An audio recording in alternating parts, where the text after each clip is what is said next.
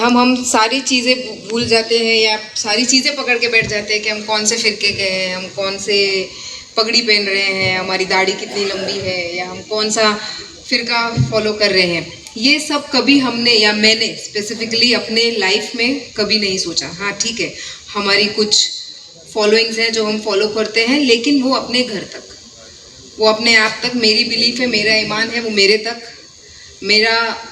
मेरा जो ईमान है मेरे लिए, मेरे बच्चों के लिए, मेरी फैमिली के लिए, और सबसे है मेरे और मेरे रब के बीच।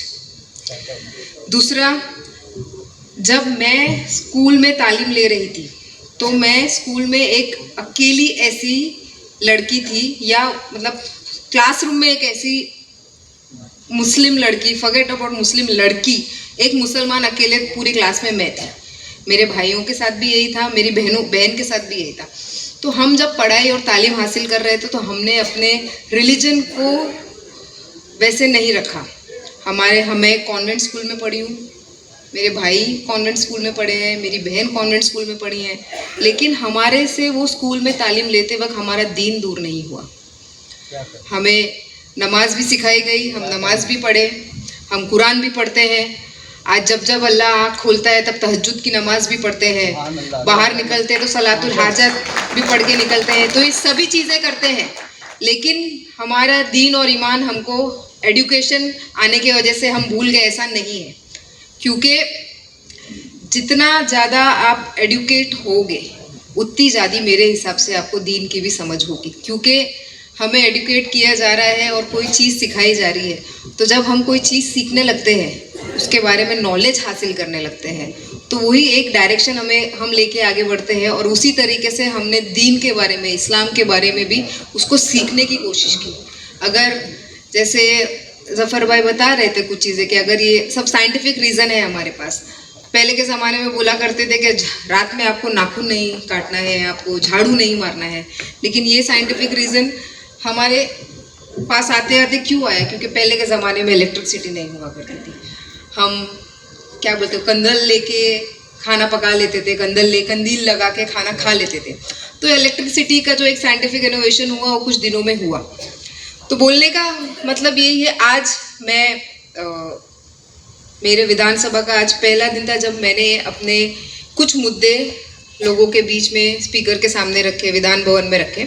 तो सुबह से लेके अभी तक मेरे पास काफ़ी फ़ोन कॉल्स आए, काफ़ी मैसेजेस आए, और काफ़ी लोगों ने मुझे पर्सनली 1-on-1 अप्रिशिएट किया कि मैंने बहुत अच्छी तरीके से बोला, जो कि थोड़ा नर्वस थी, थोड़ा हिचकिचाई हूँ, कहीं वर्ड्स खो दी हूँ, कहीं रोड्स के कुछ नाम ये बोलना था तो वो बोलती हूँ, लेकिन वो मुझे पता है, लोगों को नहीं पता है। तो वो देख के लोगों ने मुझे अप्रिशिएट किया।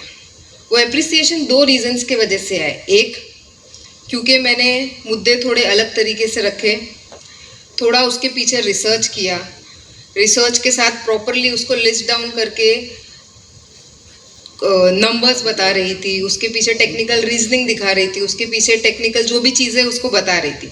वो सब कहाँ से आया? वो तालीम से आया। दूसरा रीज़न ये है, ज़्यादा मुसलमान लोगों ने मुझे अप्रिशिएट किया। जितने भी लोग, मैं सिर्फ 2 लोगों से मिलने बाहर निकली थी, मुझे बुलाया गया था बाहर विधान भवन के, तो मैं 25-30 लोगों के साथ 25-30 लोगों से मिल के निकली। तो मुझे वैसा है, मेरे कौम वाले लोग भी देख रहे हैं कि इस मुसलमान औरत होने के नाते वो मुझे अप्रिशिएट कर रहे हैं, मुझे बढ़ावा दे रहे हैं। कुछ लोग मुझे गाइडेंस दे रहे हैं, कुछ लोग मुझे बहन की तरह समझा रहे हैं, कुछ लोग मुझे बेटी की तरह समझा रहे हैं। तो ऐसी सभी चीज़ें हैं, लेकिन ये सभी पॉसिबल हो पाया क्योंकि हमने एजुकेशन को मायने दिया। एजुकेशन को मैंने इतना, मतलब मेरे फैमिली तरफ से, मेरे तरफ से इतना अहमियत है। मैंने 2009 में मेरा आर्किटेक्चर कंप्लीट किया, 2004 से 2009 में, जो 5 साल का कोर्स था। 2009 के बाद मुझे मास्टर्स करना था, लेकिन थोड़ा सा प्रोफेशनल प्रैक्टिस भी ज़रूरी थी। तो प्रोफेशनल प्रैक्टिस लेते लेते शादी की उम्र हुई, शादी कर लिए, फैमिली स्टार्ट हो गई। और उसके बाद 2022 में मैंने लॉ का एडमिशन लिया। लॉ का एडमिशन लेके 2024 में जस्ट 4-5 महीने पहले मैंने लॉ का भी ग्रेजुएशन किया। आगे चाहती हूँ और भी पढ़ूँ, जिम्मेदारी अगर बैलेंस होने लगेगी तो वो भी करूँगी। लेकिन मेरा ये मानना है कि अगर हमें भी आगे बढ़ना है तो तालीम एक बहुत बड़ा रोल प्ले करती है, और सिर्फ मेल्स में नहीं, स्पेसिफिकली आप देखेंगे तो जब हमारी औरतें, हमारी लड़कियाँ पढ़ रही हैं तो वो लड़कों से बेहतर परफॉर्म कर रही हैं। तो इधर मैं देख रही हूँ तो सिर्फ एक मैं इधर मंच पे अवेलेबल हूँ या खड़ी हूँ, इधर हमारे साथ हमारी मेरी बहन ने जिसने हमारा इस्तकबाल किया है वो है, और एक उनके साथ औरत बैठी थी। उसके अलावा मुझे पूरे महफिल में कोई औरतें नहीं दिख रही है। आने वाले कुछ साल में जैसे वुमेन्स बिल इंट्रोड्यूस हो गया है और पास भी हो गया है, आने वाले 2029 के विधानसभा चुनाव में या हो सकता है लोकसभा चुनाव में हमें 33% रिजर्वेशंस पे आएंगे। तो हम चाहते हैं कि उस 33% रिजर्वेशंस में जब अब आज हम इधर बैठे हैं तो सिर्फ 288 में से हमारी तादाद सिर्फ 10 है।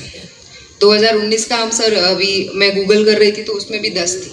तो हमें वो 10 को भी आगे बढ़ाना है और वो 10 में से जो आज मैं एक हूँ वो एक को भी आगे बढ़ाना है। ये हमारा आने वाले कुछ सालों में एक मोटिव और एजेंडा होना चाहिए, क्योंकि अगर हमारी नंबर्स बढ़ी रहेंगी तभी ही हमारी आवाज़ वहाँ तक पहुँचेगी। आज मेरी आवाज़ को सब उसकी तारीफ कर रहे थे इधर मंच पे बैठे, जब मैं इधर आई बोलने के लिए उसके पहले भी ये भाई ने बताया, मतलब उस चीज़ के बारे में मेरी तारीफ की, क्योंकि मेरी आवाज़ उधर पहुँच सकी। तो हम चाहते हैं कि अगर ऐसी कुछ गैदरिंग्स हो रही है तो हम अपने लोगों में जो डिफरेंसेस है वो दूर रखें। अगर हमारे पास कुछ केपेबल लोग हैं जो अपनी आवाज़ वहाँ पहुँचाने की क्षमता रखते हैं तो वो केपेबल लोगों को आगे बढ़ाया जाए, वो केपेबल लोगों को मौका दिया जाए।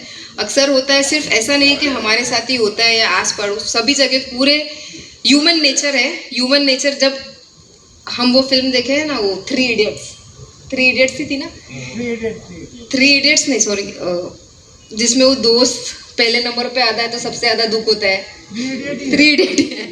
तो वो वाला सिचुएशन हर किसी के लाइफ में आता है कि भाई दोस्त फेल हो जाए तो दुख हो रहा है, ठीक है, लेकिन दोस्त जब पहली नंबर पे आ जाता है तो सबसे उससे ज़्यादा दुख हो जाता है, क्योंकि वो फेल नहीं हुआ है लेकिन वो पहली नंबर पे आ गया, वो आया कैसे। तो वो एक ह्यूमन बिहेवियर, ह्यूमन नेचर है, वो नेचुरल है, उसको हम कितना भी चाहें तो नहीं बदल सकेंगे। लेकिन अगर कुछ कोशिश करके हम अपने नंबर्स बढ़ा लें तो बेहतर होगा। हम अपने रिप्रेजेंटेशंस बढ़ा लेंगे तो हमारी जो बेसिक सुविधाएं होती है या बेसिक वांट्स या रिक्वायरमेंट्स होती है हमारी, या अगर कोई भी हमारे मुद्दे उठते हैं तो उसमें मुद्दे को उठाने के लिए हमारे पास अगर ज़्यादा